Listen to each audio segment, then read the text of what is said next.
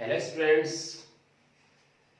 जैसा कि हम लोग अपनी सीरीज लेके इलेक्ट्रिक फील्ड की जो सीरीज है उसको हम आगे बढ़ा रहे हैं और आज का हमारा जो टॉपिक रहेगा वो एक डेरिवेशन रहेगा और वो है आपका electric field due to a circular disc.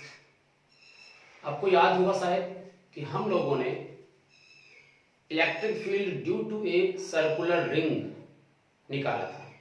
ठीक है, अब अगर हमारे पास रिंग ना होके अगर हमारे पास एक डिस्क हो, पूरी कंप्लीट डिस्क हो, तो उस डिस्क के कारण उसके सेंटर से निकलने वाली या थ्रू होने वाली पास होने वाली जो एक्सिस है, उस एक्सिस के किसी बिंदु पर किसी पॉइंट पे इलेक्ट्रिक फील्ड निकालना हो तो हम कैसे सॉल्व करेंगे।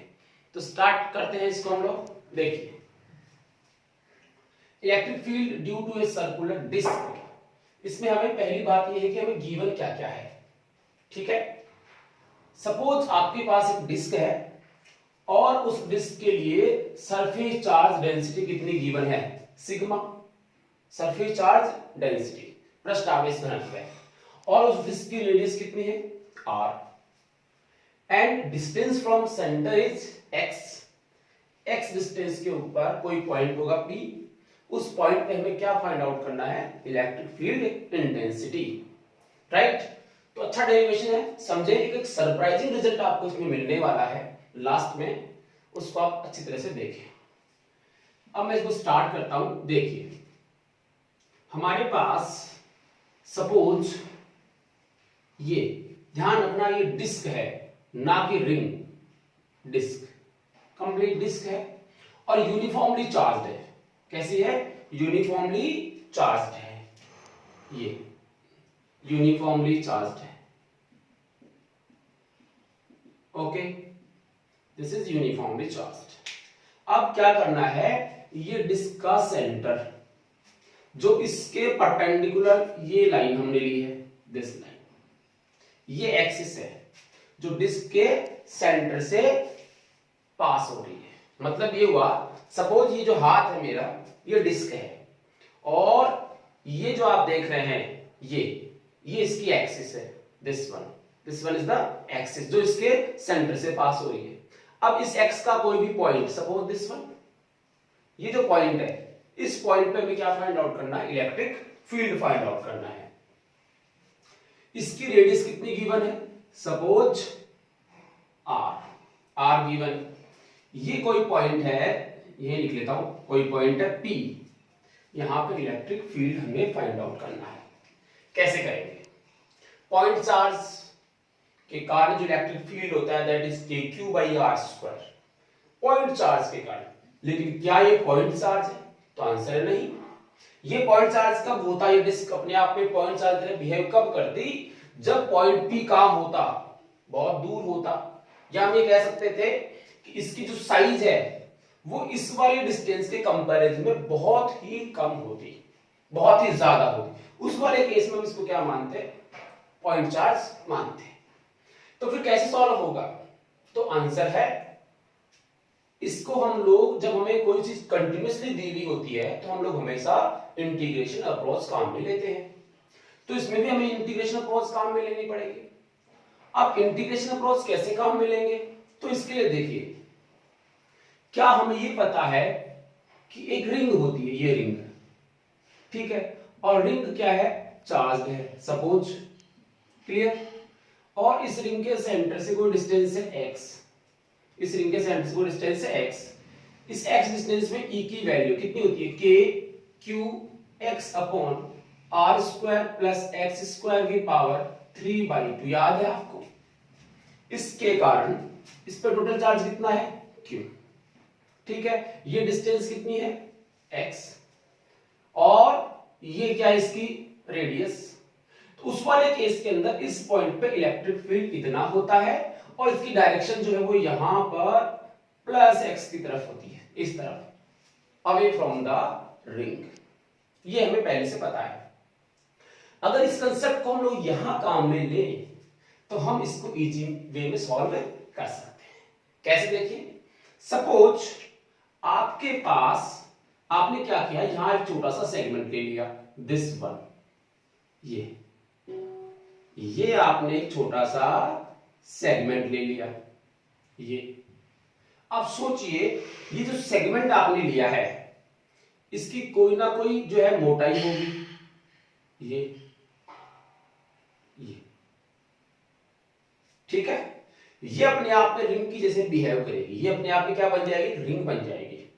इस रिंग में हम ये मान रहे हैं कि यहां सेंटर से इस रिंग की जो डिस्टेंस है that is small r, that is small r. It means radius of ring is small r. Clear? इसकी जो आप मोटाई देख रहे हैं ये, वो मैं लिख रहा हूं डी आर। इसकी मोटाई कितनी है? D R. और देखिए इस पे चार्ज कितना होगा, तो इस रिंग पर जो चार्ज है वो मैं मान लेता हूं डी क्यू। चार्ज कितना? D Q. और इस पूरी के ऊपर मैं मान सकता हूं चार्ज कितना? क्यू। तो पूरी डिस्क पे चार्ज कितना मान लिया आपने? क्यू। तो इस छोटे से सेगमेंट पे चार्ज कितना होगा? D Q. ये इसकी मोटाई कितनी है? D R. और इसकी रेडियस कितनी है? आर। क्या हम ये कर सकते हैं, इस रिंग के कारण जिसकी रेडियस स्मॉल आर है, इसके कारण इस पॉइंट पी पर इलेक्ट्रिक फील्ड निकाल सकते हैं? आंसर है यस, दिस वन। ऐसा कर सकते हैं। तो इस रिंग के कारण जो इलेक्ट्रिक फील्ड यहां आएगा वो तो केवल एक रिंग के कारण है। इसके अंदर भी एक रिंग होगी, उसके अंदर भी एक रिंग होगी, उसके अंदर भी एक रिंग होगी, सेंटर पे भी एक रिंग होगी, इसके बाहर भी रिंग होगी, इसके बाहर भी रिंग होगी, इसके बाहर भी रिंग होगी। क्या सभी रिंग्स को हम लोग वापस ऐड कर दें तो हमारी एक डिस्क बन जाएगी? आंसर है यस, एक डिस्क बन जाएगी। उस वाले केस में पहली रिंग जो है वो कहां होगी? सेंटर पे। और फाइनल रिंग कितने डिस्टेंस पे होगी सेंटर से? कैपिटल आर डिस्टेंस पे होगी। इसका ये मतलब हुआ, अगर हम लोग जीरो से लेके कैपिटल आर तक इसका इंटीग्रेशन करें तो हम कंप्लीट डिस्क के कारण इलेक्ट्रिक फील्ड इंटेंसिटी निकाल सकते हैं। ये हमारा कंसेप्ट हुआ। अगर ये कंसेप्ट हमें समझ में आया तो हम इसको स्टार्ट कर लेते हैं। देखो कैसे। इस रिंग के कारण केवल ये यहां एक इलेक्ट्रिक फील्ड जनरेट होगा अकॉर्डिंग टू दिस, जिसकी डायरेक्शन इधर होगी और उसको लिखा जाएगा डीई, स्मॉल सेगमेंट के लिए। ठीक है? आप सोचिए, कोई दूसरी रिंग होगी उसका फिर से डीई इधर ही मिलेगा, फिर तीसरी रिंग होगी उसका भी डीई इधर ही मिलेगा, सबका डीई एक डायरेक्शन मिलेगा। तो हम इनका सबका क्या कर देंगे? समीशन कर देंगे। और समीशन में कंटीन्यूअस के लिए हम लोग काम में लेते हैं इंटीग्रेशन। चलिए भाई शुरू करते हैं। सो हम लिखते हैं electric field due to small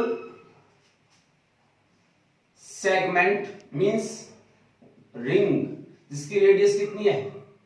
small r. Electric field due to small segment means ring at point P कितना होगा?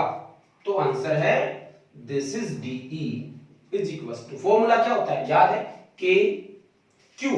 क्यू मतलब इस पे कितना चार्ज, इस पे कितना चार्ज माना? डी क्यू इनटू डिस्टेंस कितनी? x। ये जो डिस्टेंस है सपोज दिस इज x, तो k into q into x upon x square plus r square. किसकी रेडियस है? रिंग की। यहां रिंग की रेडियस कितनी है? r, तो आर स्क्वायर पावर कितनी? 3/2।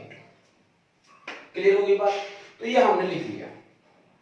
अब आपसे कहूं कि dq वैल्यू कितनी है? dq कितना है? इस पे चार्ज कितना है? नहीं पता हमें। हमें क्या पता है? इसका सरफेस चार्ज डेंसिटी। तो क्या हम जानते हैं dq का फॉर्मूला क्या होता है? सो dq इज इक्वल टू होता है sigma into dA। Sigma into dA। dA कितना है? जरा ध्यान देना इसको। इस रिंग को मैं निकाल के लाता हूं बाहर। ये रिंग को मैं जब बाहर निकाल के लाता हूं तो ये रिंग मेरे पास कुछ ऐसे है, दिस वन। ठीक है? ये रिंग जो है आपके पास कुछ ऐसे ही हो जाएगी। क्लियर है? चलिए आगे देखिए। इस रिंग के लिए इसकी मोटाई ये कितनी है? dr। इस रिंग की रेडियस कितनी है? r। अब बताइए इसका एरिया कितना? तो एरिया निकालना है। मैंने रिंग को काट लिया और मैंने इसको ऐसे बना लिया, दिस वन। इस रिंग को यहां से काटा और सीधा कर लिया। क्लियर? सीधा करेंगे तो रिंग की लेंथ कितनी है? आंसर है 2πr। लेंथ कितनी हो जाएगी 2 पाई आर और ये इसकी मोटाई है जो कितनी है dr। अब बताओ एरिया कैसे निकालते हैं, this side into this side.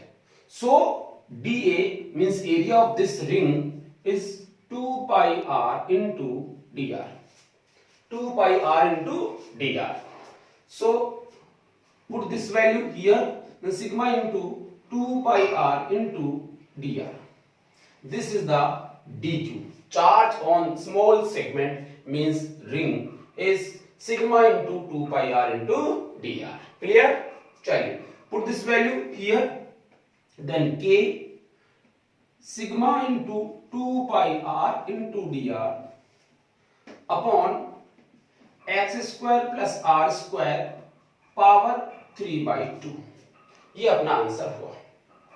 ठीक है, अब क्या करें, ये जो डी था वो केवल इस रिंग के कारण था, हमें क्या चाहिए कंप्लीट डिस्क के कारण। तो क्या लिखें, सो इलेक्ट्रिक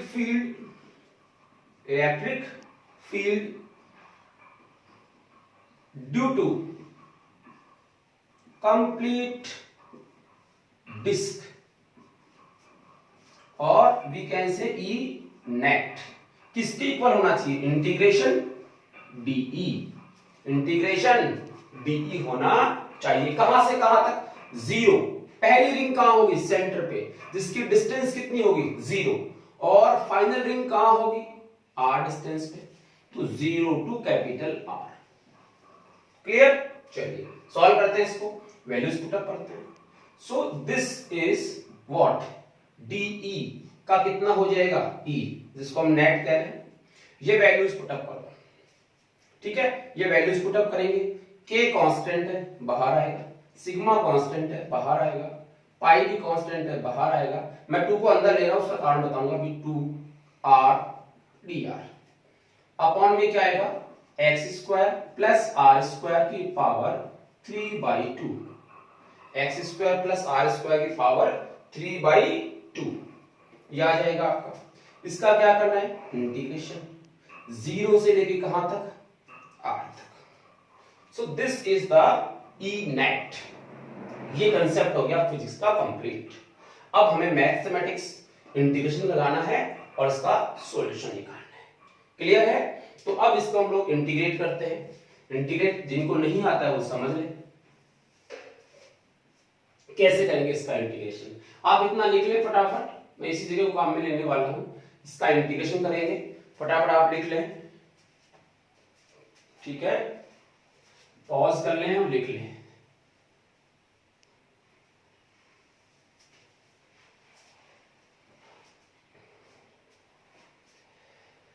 कैसे होगा ये इंटीग्रेशन, हमें ऐसा इंटीग्रेशन तो आता ही नहीं।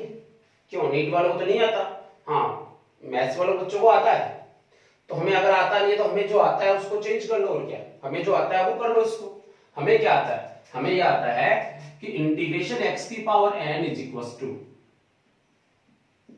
x की पावर n+1 अपॉन n+1, ये आता है हमें। अगर ये इंटीग्रेशन हमें आता है, ये हमें नहीं आता है, तो क्या पहले इसको इस फॉर्म में कन्वर्ट करें। इस इंटीग्रेशन की कौन सी फॉर्म बनाएं, ये वाली फॉर्म बनाएं। जब हम ये वाली फॉर्म बनाएंगे तो हम इसका इजी वे में क्या कर पाएंगे, इंटीग्रेशन कर पाएंगे। क्लियर? तो ये कैसे बनाते हैं जरा ध्यान देना। सब्स्टिट्यूट मेथड काम में लेने वाले हैं हम लोग। वो कैसे होता है देखिए, लेट आपने क्या कंसीडर किया, suppose x square r square is equal to z, यानी x square plus r square आपने कितना मान लिया, जेड। ठीक है, इससे क्या बेनिफिट होने वाला है वो देखिए। अगर मैं इसका डिफरेंशिएशन करता हूं, इसका क्या करता हूं, डिफरेंशिएशन। क्या आपको भी पता है कि x की वैल्यू तो कांस्टेंट है भाई, इस पॉइंट P पे इलेक्ट्रिक फील्ड निकालना है तो ये तो कांस्टेंट वैल्यू होगी। तो कांस्टेंट का डिफरेंशिएशन करेंगे अगर हम, तो क्या कितना आएगा 0। इसका डिफरेंशिएशन करोगे तो कितना आएगा, पहले पावर का 2r 2 - 1 कितना बचा 1, तो 2r हो गया, और r का कितना हो जाएगा dr, और यहां z कितना हो जाएगा dz। तो हम लोग डिफरेंशिएशन ऐसे कर सकते हैं। So 2r dr is equal to dz। इसका एक बेनिफिट हुआ आपको, क्या बेनिफिट हुआ देखो, dz इज इक्वल टू आया 2r इंटू dr। यहां देखिए 2r इंटू dr, इसकी जगह क्या लिख सकते हैं, dz, और नीचे इसकी जगह क्या लिख सकते हैं, z। क्या लिख सकते हैं, z इसको लिख सकते हैं। क्लियर होगी बात? ठीक है, फटाफट इसको उतार लो एक बार आप।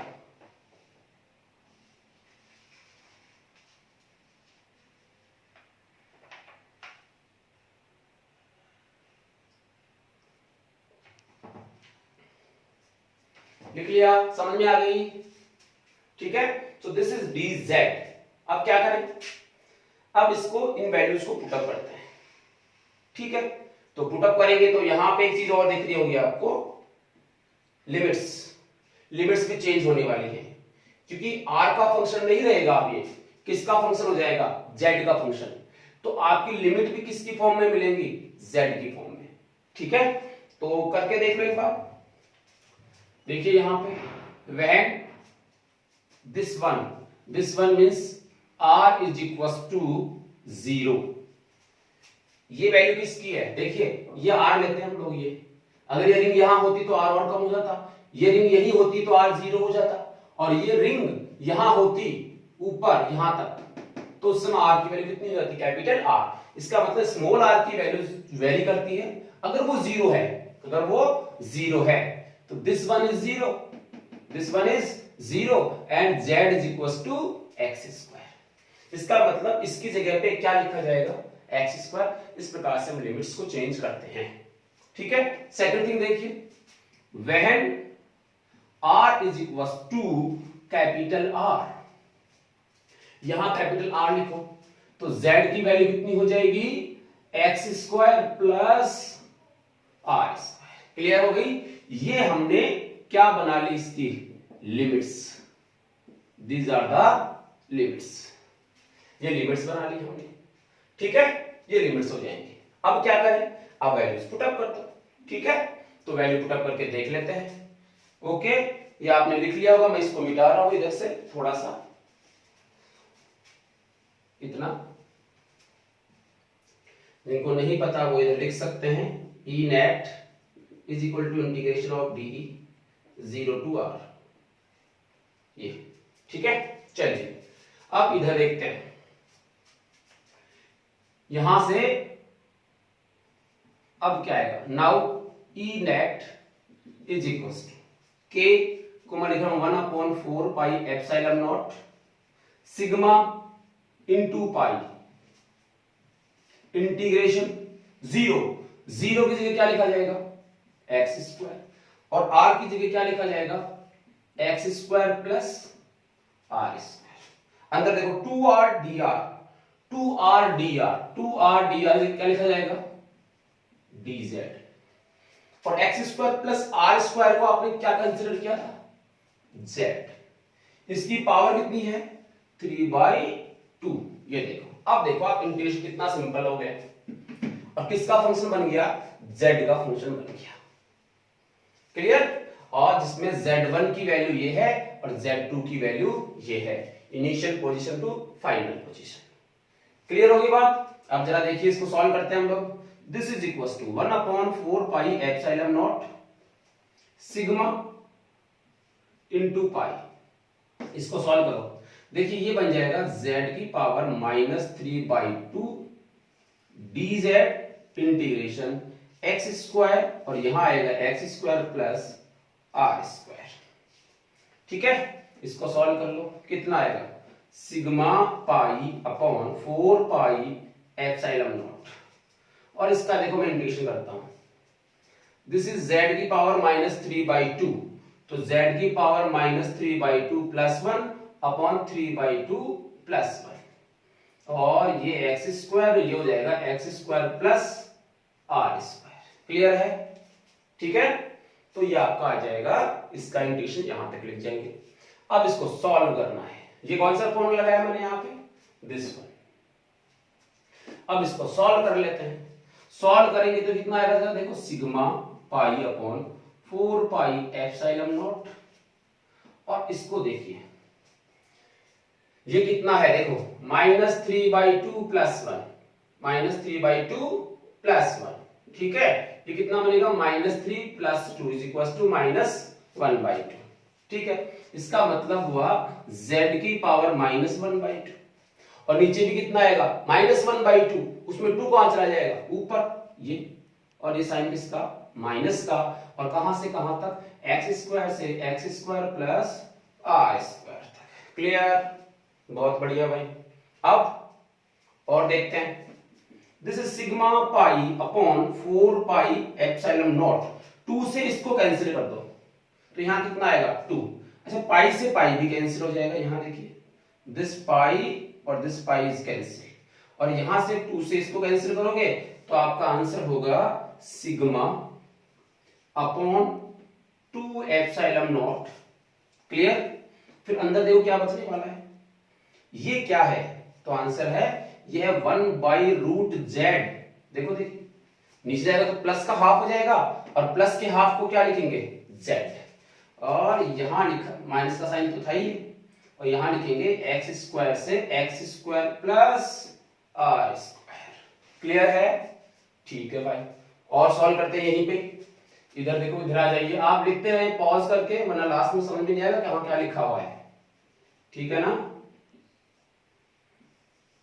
देखो सिग्मा, अब इसको मैं लिख लेता हूं E is equal to sigma upon 2 epsilon naught. ये देखना जरा आप, this is minus upper limit minus lower limit, अगर माइनस तो उल्टा कर दे इसको, क्या कर दूं मैं 1/x², 1/x², इस z क्या लिख दिया x², बट इसका क्या है रूट, -1 अपॉन क्या लिखा जाएगा √x² प्लस r²। ठीक है, ये आपका आंसर आ गया यहां तक। और क्या कर सकते हैं, देखो जरा, E is equal to sigma upon 2 epsilon naught x², मतलब ये कितना हो गया कैंसिल हो गया, 1/x बचा, 1/x बचा, -1/√x² प्लस r² बचा, 2 से रूट कैंसिल हो जाएगा और आपके पास ये आंसर होगा। ठीक है, और क्या कर सकते हो इसके अंदर है, देखो देखिए फटाफट, 1/x, अगर मैं यहां x कॉमन लेता हूं,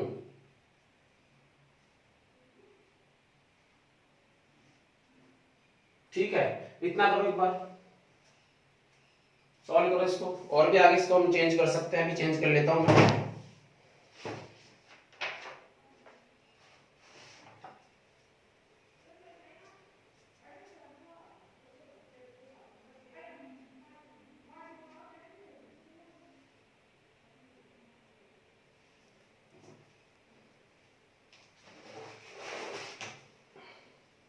लिखो लिखो लिखो,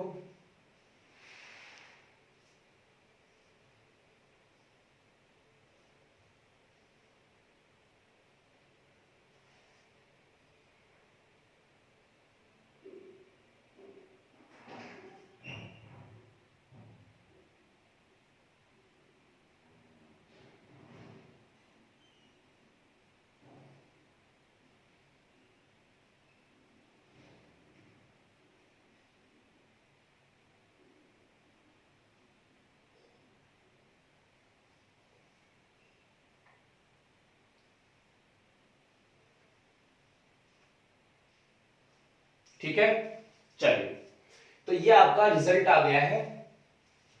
इसको और ज्यादा सॉल्व करना चाहो और भी कर सकते हैं, जैसे मैं यहां से x कॉमन ले लूं, इन दोनों में से x कॉमन ले लूं, या फिर इनको पहले x से मल्टीप्लाई करूं, तो यहां आएगा 1 माइनस, ठीक है, x upon √x² plus r²।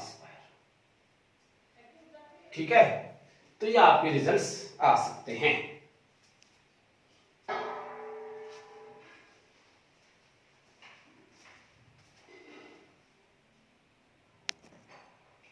ठीक है, लिख लिया आपने, चलिए, तो ये आपका हो गया answer, x1 minus x upon √x² plus r²।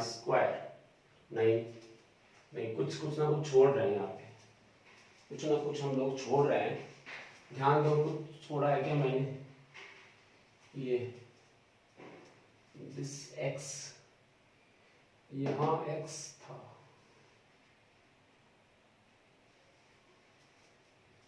देखिए ये x छोड़ दिया अपन लोगों ने, ये x जो है मैंने यहां नहीं लिखा, ये x रह गया यहां पे, देखो x, यहां भी क्या आएगा x, x कांस्टेंट है, फिर हमने सॉल्व किया यहां पे, तो यहां भी क्या आएगा x, यहां भी क्या आएगा x, यहां भी क्या आएगा x, इधर भी x आएगा और यहां भी x आएगा, ठीक है, आप भी x कर ले इसमें, और यहां भी क्या आएगा x आएगा, और जब ये x आएगा तो E इज इक्वल टू आएगा सिग्मा अपॉन 2 एप्सिलॉन नॉट, इस x को अंदर ले जाओ, तो इस x से ये वाला x कैंसिल हो जाएगा और 1 minus x upon root x square plus r square, ये होगा आंसर, ठीक है, ये इसका राइट आंसर होगा। ये आप याद रखें कि एक डिस्क के कारण जो इलेक्ट्रिक फील्ड बनता है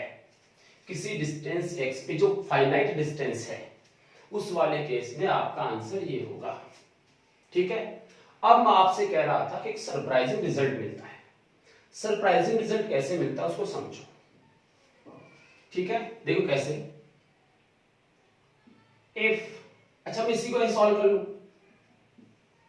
E is equal to sigma upon 2 epsilon naught 1 minus x upon, इसमें से मैं x कॉमन लेता हूं, x स्क्वायर था बाहर आएगा, रूट के कारण x बच जाएगा और यहां बचेगा 1 plus r square upon x square, this one.